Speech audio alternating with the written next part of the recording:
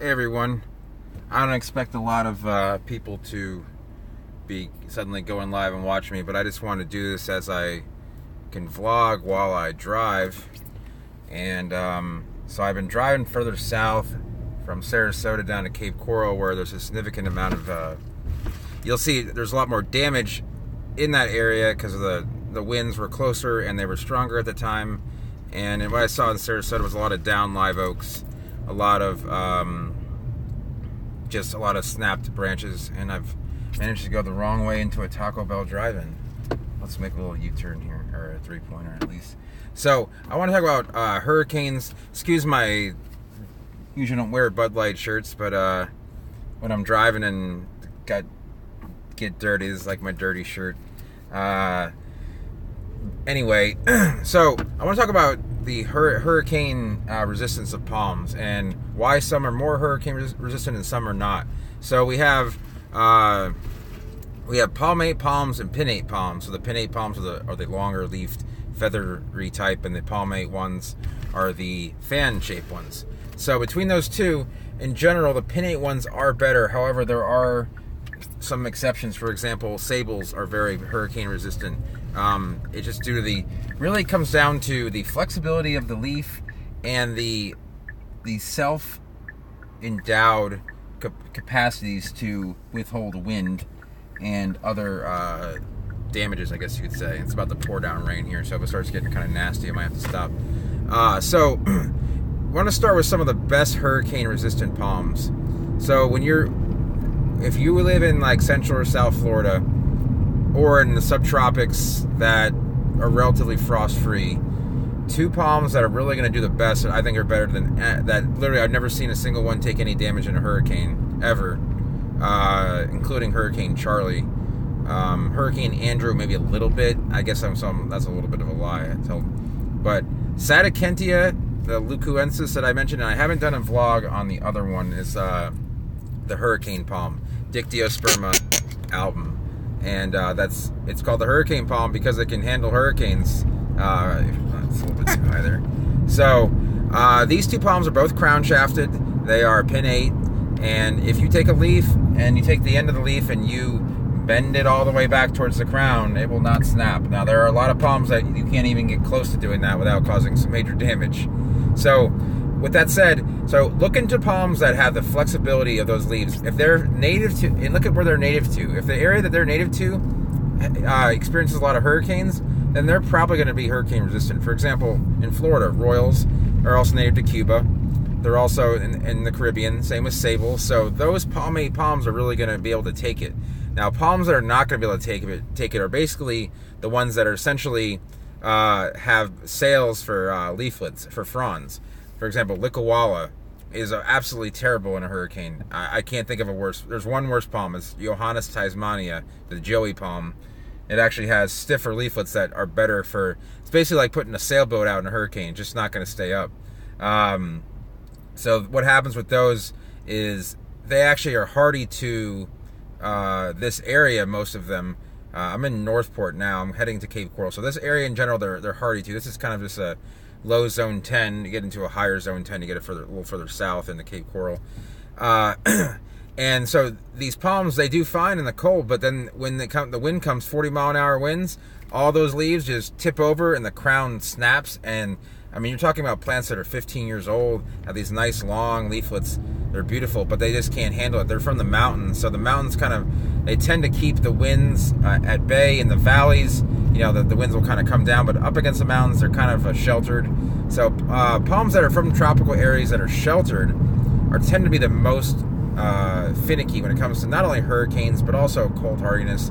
Some palms that come to mind, we're talking about some more uncommon ones. Pigafetta, it's called the black wanga palm. I don't know where the name came from. I couldn't tell you. I'm sure it's a native name. So it is native to Fiji and Vanuatu, or somewhere near that, maybe the Cook Islands. It's somewhere in Oceania. It is very spiny. It grows extremely fast. It's probably the fastest growing palm there is. It's Pigafetta elata and Pigafetta phalaris. So those two palms, they're really nice looking too. But If they dry out, they die. If the roots get disturbed, they die. If it gets below 35, they die. Although I have seen one growing in Homestead that had 25 feet of wood, and it wasn't that old. It eventually died. Shocking, I know, right? So, there's some palms that are just going to be very fun to grow, but at the same time very disconcerting because of, at any time these plants could die. And if when you're growing those palms, it's really important to know that, because some palms take a lot of abuse before they start going really downhill. Some palms in one day you could shock them. I've done that before. Another example is Neovicia. Now they look just like Vicias. They grow like Vicias. They are a lot harder to germinate. In fact, one of the last times I sold large quantities of seed was I got a good quantity of Neovicia. It's called Neovicia storkii. It's like a black crown shaft version of a Sadacentia, but it's native to Vanuatu as well. Vanuatu has some pretty cool palms, so this, if you want to look it up, I can type down some of these plants that I've talked about, but Neovicia storkii, Storckii, and there's a beautiful one at Fairchild at Seeds. There's a bunch in Hawaii, but the problem is they're really hard to germinate. When you get them going, they don't seem to want to tolerate very much, because they don't have to tolerate very much in habitat. So when you're dealing with that situation, you really have to take care of them. In Florida, the hardest times of the year to take care of these palms are going to be in the spring and the fall. They are basically times when it's still really hot out, but there's dry winds and it doesn't rain as much. So you really got to be on top of stuff. I should really flip the camera around so you can see what kind of storm I'm about to drive into. Looks like the end of the world here. So those are times. And speaking of that, so I'm talking about Florida. So think about where you live, and if a certain time of the year is really a time where it's hot, or it's really dry, or really cold, that's the times you have to give your palm extra care. Know what your palm wants, and when your climate is not offering that, that's when you have to give it extra time. So I make sure to go out and water my palms that I have, or cycads, whatever it is. Especially so in the summertime, usually they can just take care of themselves for the most part. But in the fall and the spring, it's still very hot out here in Florida, but it doesn't rain as much. It might get rain twice a week, maybe less. Last November we went out without any real rain for six and a half weeks. So that's not going to be a good time for tropical plants. Although many plants don't mind that much at all, especially when established. And they prefer water, but they can do without. For example, Bismarcks, palmettos, Royals can do it without, but they're gonna be a little bit stressed out. So a lot of the desert palms, Shamrops, Medemia, Argoon, Hyphene, they're all in the same complex. So that's something else to consider when getting certain palms. Say you live in, let's just say, for example, I'm going to use U.S. terms. Let's say you live in Las Vegas, right? So you're in a climate where date palms do great. They love it there. It's a little bit on the chilly side, but I believe they do just fine. They handle the 110 degree days, 115 degree days, but there's no humidity there. So if you were to get, for example, a Vicia and put it out there, it's going to fry. You're going to have to find a way to actually cool it down and moisturize the area, humidify the area in order to keep that plant alive. And in Florida, we have an interesting situation where you get these palms that just don't have the genetics to handle large quantities of rain, especially in the crown of the palms. So, for example, date palms often will get bud rot. For example, sorry, I was focusing on the traffic there. Probably a good thing to do. We have palms that will grow fine here, especially in our dry season, but in the wet season they start getting black spots and fungus, possibly bud rot, possibly some root rot as well, especially if the soil's decomposed. We don't have a rocky soil. We have, for the most part, down in Miami there's coral rock. It does pretty well. So up here it's mostly clay, sandy clay, with some real soil mixed in, but not really. So if it's not, if the clay is very thick and then the roots get in there and they start to suffocate, it doesn't do nearly as well. With drought-tolerant palms, you'll find that it's hard to keep them alive because of the heat and the humidity.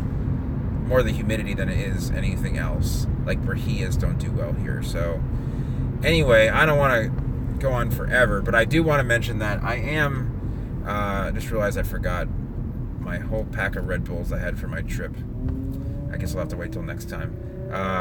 But I am going down. I am leaving Cape Coral on Tuesday, renting a car, going to the New Orleans area, and I am picking up some plants for a job, it's an acquisition, I guess you could say. So, hey, the first comment. So I'm picking up some plants, and I'm actually picking up. You'll see in the next couple weeks. You'll see some changes. I'm not going to say what kind, but I'm going to be more mobile, I guess is the best way to put it. So I'll vlog that as I go along, but I'll try and get one in Mississippi, one in Louisiana. I have to go to Mississippi as well. I have to stay overnight in the Panhandle of Florida, and I'll also be in Miami and possibly New Orleans. I can't make any guarantees because it is a little bit of a drive out of my way, because I'm actually going to be in the north side of the lake. So we'll see what happens.